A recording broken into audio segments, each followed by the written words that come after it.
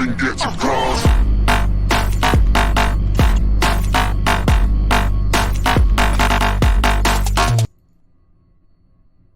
How's it going, guys? Thomas with Tab Gaming here, and welcome back to the channel. So as you can see, we are mixing it up a little bit today, not playing some Call of Duty, but actually going to a throwback, which is Ultimate Spider-Man on the original Xbox. But I'm actually playing it on the 360 since it's backwards compatible as one of the games that can actually do so.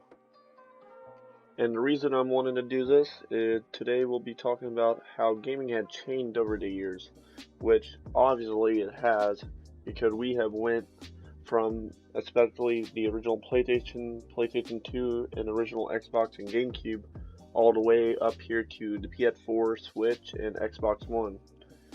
Besides the graphics, there are many more parts of the gaming industry that have changed over the years, such as how they have started microtransactions, how a lot of physical based gaming is disappearing, and how they are overall changing the medium for better and for worse.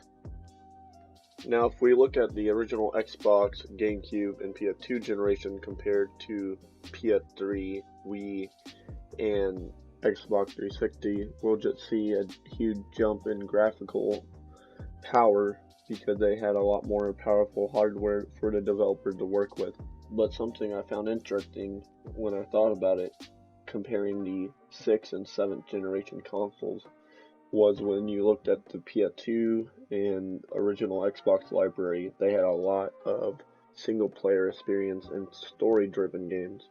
When you look to the launch of PS3 and Xbox 360, they tried to cram multiplayer into everything.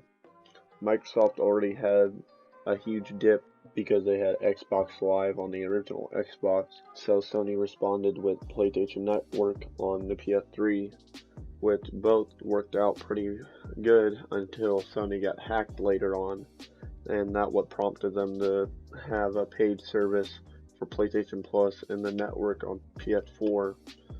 But they were both pushing really hard for multiplayer games because they saw it being a huge new market, which they were right about, because as soon as you got Halo going full stream online, Gears, and eventually Call of Duty, they had a money-making machine on their hands because they were introducing DLC alongside that and were able to monetize the games after launch, but made more revenue for the companies to develop better games.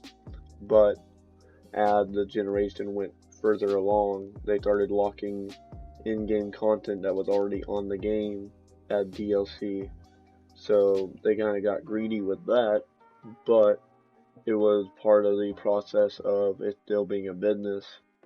And as much as we would love for a company to be all about the customers, they still have an overhead to take care of. But I feel like it was a very experimental generation when it came to 7th, because the 6th was basically just keeping everything afloat and keep the train going, because Sony and Nintendo had momentum and Microsoft had name recognition. So as long as they were able to get high selling games at initial release, they were alright, because they didn't have any advanced infrastructure like they do with microtransaction and DLC.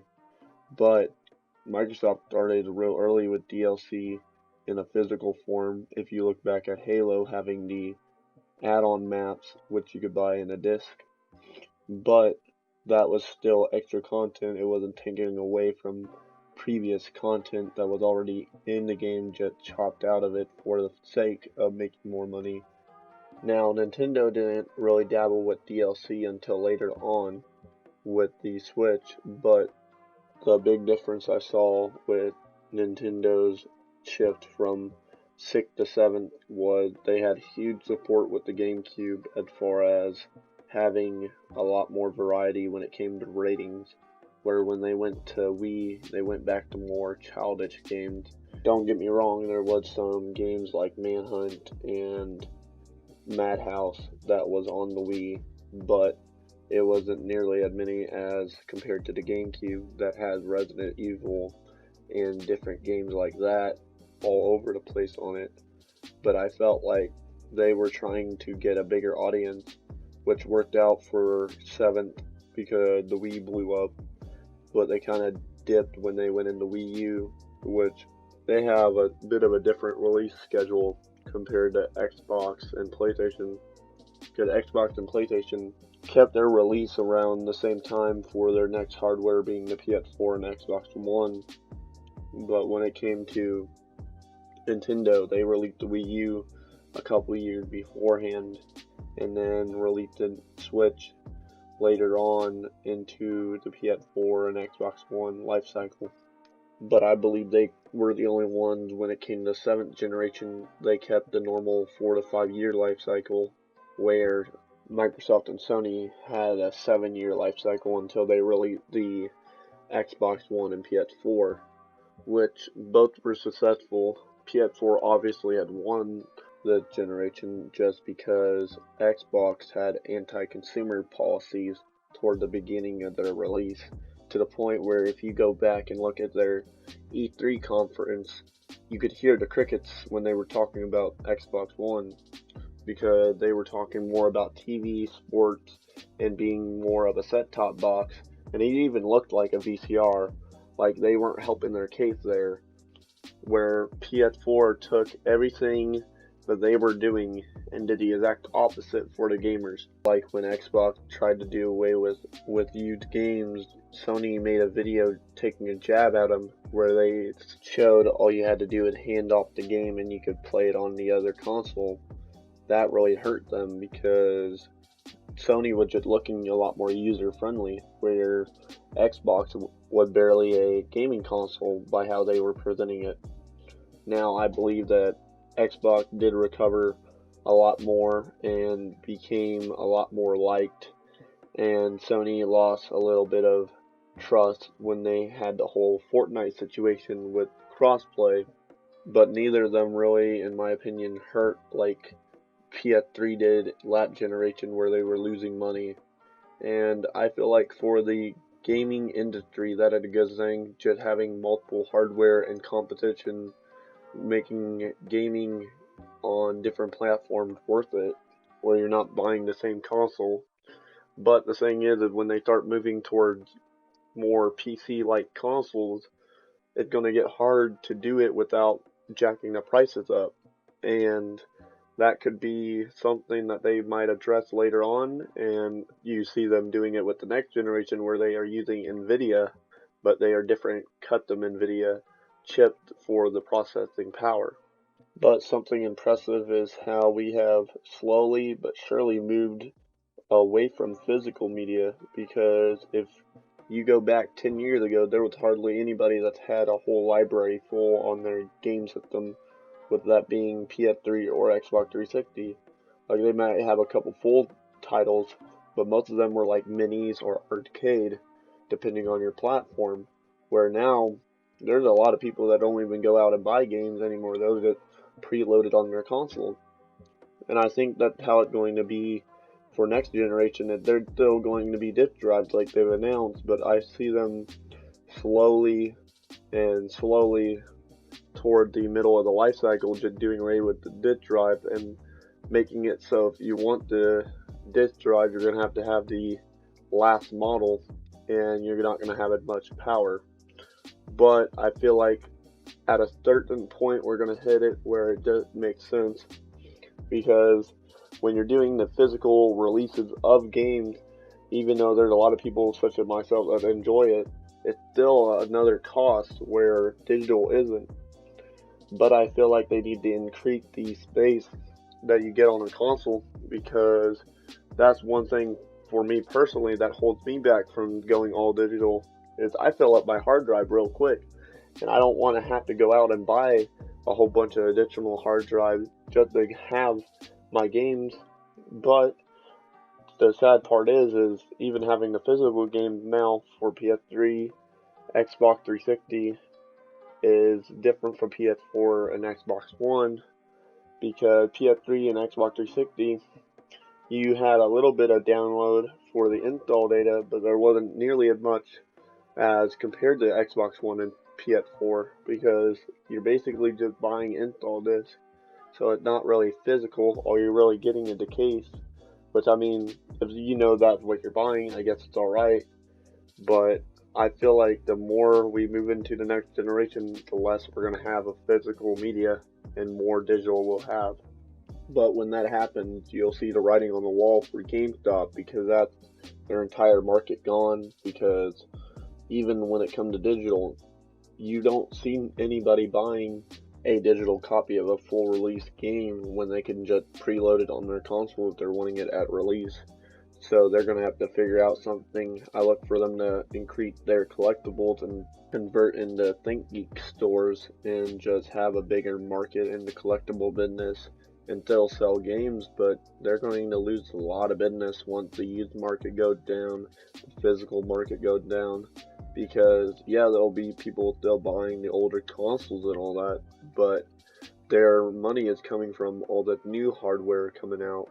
And once the new hardware go on and they have to rely on software, and there ain't software there for them to be selling, they're going to start going downhill. We already saw how their stock had dropped a whole lot, and they're already having a rough time, and they're still selling big releases, and they might not be around for next generation if they can't figure out something to sustain on until the consoles come out, because they'll be able to float on a little longer once the consoles come out, but they have to find a way to survive until then. With that, I believe that if they go before the next generation of consoles, then it might be even sooner that we convert into all digital, because they are the last major game store around that is brick and mortar, because even rental shops have gone out of business. There ain't any around, and even Redbox is struggling. So they are really the only one you can buy physical games from at a physical location. Now with the current generation hardware, I think it's making people more comfortable with digital media, but there are still people such as myself that are uncomfortable with what if the server go down or they decide to stop selling a game, then do I get to keep the game that I purchased? Especially if it's a $60 game, I don't want to take a risk and lose that game. But there ain't no reassurance, because they did it with a demo, which was PT, where if you try downloading it now, you can't play it. So what keeps them from doing that with a game you bought? And that's one thing that worried a lot of people when they first started digital media, is how if you can't access the network or they shut the network down, then you just lose all those games you bought. So I think they really need to do some damage control when they really start pushing that, because there's going to be a lot of pushback when they finally do start getting rid of all physical and start getting rid of the disk drive and make it where you have to buy digital. Now, we do have Google putting out their console, but that again has some bumpy roads, because if you don't have the internet for it, then it's not worth it to you. Whereas a physical console, you can put a game in and play offline. But once again, if you're relying on digital download games, then you're kind of screwed on that also. And while we're talking about the digital media, one thing that made a lot of people upset that grew up on a lot of NES, Super NES, or even my generation, which grew up on PS2, GameCube, and original Xbox, is how when you put a game out back then, you had to make sure it was complete, you had to make sure it was good, or when the reviews came out in the game magazine, then you were out of luck. But now you could just release a half broken game and you fix it with a day one patch, which means longer for people to play it. And it could go broken for a month, 2, and I've even seen 6 months, and people are still buying it because they don't care about the review. They go off the name status. And I mean, if they get the initial sales up the hype, why should they fix it? That's something disappointing that a lot of developers take advantage of. Especially you can see it with Call of Duty. They've had a few games that were broken from start to end, and they fixed it, but they also put in a microtransaction after launch, and it has ruined the game more than when it originally launched with the problems that it had. But the information gets out a lot quicker than with the gaming magazine back then, because we have social media where we can call out developers and hit them up very quickly. And sometimes when you have a good developer, you can get your game fixed and it becomes even better than when it launched. A good example would be Rainbow Six Siege. It had a rocky start, but now it's like one of the best games for esports. And I think there are a lot of negatives that have came out of how the generation had shifted from 6th to 7th and from 7th to 8th. But I think we are going to be alright when it comes to next generation, even if we do go all digital, with having many people questioning how it will work. But if they do start anything shady with the new generation, I'm 99% sure that they'll be called out on it. But now for a little bit, let's talk about the future gaming. One of the main things that they have talked about a lot with the next generation is ray tracing, which if you look it up on YouTube, you'll find a bunch of amazing lifelike videos that are in-game gameplay, which I believe is pretty cool because they are really good quality. Like, I mean, they had a one car next to a real life car, and all they did was cut out the divider, and it looked like the same card side by side in real life. So they are going to be experimenting a lot with the next generation. Plus, Sony will be bringing back backwards compatibility with PlayStation, and Xbox will be continuing it as they have done so far. Depending on how Google Stadia works out, I believe that Xbox and PlayStation will work harder and try to improve their service they're working on together with the cloud-based gaming. But I think it will be pretty interesting to look back in about 4 to 6 years from now and see what trends really took off and which flopped, because there's a lot of new things like the ray tracing, cloud-based gaming, streaming services. I do think cloud-based gaming with the streaming services like Google Stadia will take off. I don't know if Google Stadia will be the one that actually takes off, but it's not a matter of if, just when it will happen. Now, I think something that will be interesting is the next generation of Nintendo hardware, which will obviously probably be after the next generation of Xbox and PlayStation. And I think they'll probably have something even more innovative than the Switch. And even if it's just a slight improvement on the Switch with better hardware, I think they will do fine. I think they'll put their hat into virtual reality because they've done it in the past with the Virtual Boy, but now they have the actual hardware to do something great with it, whether it's just a attachment that would come with the next Switch or a full-blown another console. I think they have some really good ideas that they could put into place, and even with some of their patents that they have made recently, it's indicating that they're trying to innovate even more than they have with the Switch. Right now I'm estimating that we're about a little over a year out from the next generation hardware. It seems like late next year we'll probably get it, if not early 2021. But I'm aiming to see it come out at around 2020, around November, December. It would make sense because at about the same time they released it last generation. But who knows, something can change. And they could just surprise us and take a little extra time to make it even better. But as much talk as there have been around the consoles, I don't see them delaying it much more than 2021.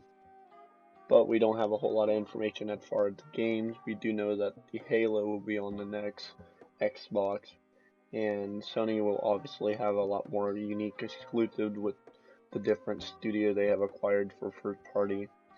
But they just need to focus on having the games at the forefront and then having the different other media add a background. Like, obviously we want YouTube, Netflix, and Hulu, but that's not the main experience we're coming for. So as long as Xbox and Sony remember the mistake that Microsoft made back when they released Xbox One, they should be alright on that front. But I appreciate you guys coming by, and I hope you guys enjoyed the video, and let me know your thoughts down below on what you're excited for and what you guys think the next generation will bring. It's definitely exciting seeing this new hardware coming out, But with that, this has been Thomas with Tab Gaming, and I'll catch you next time.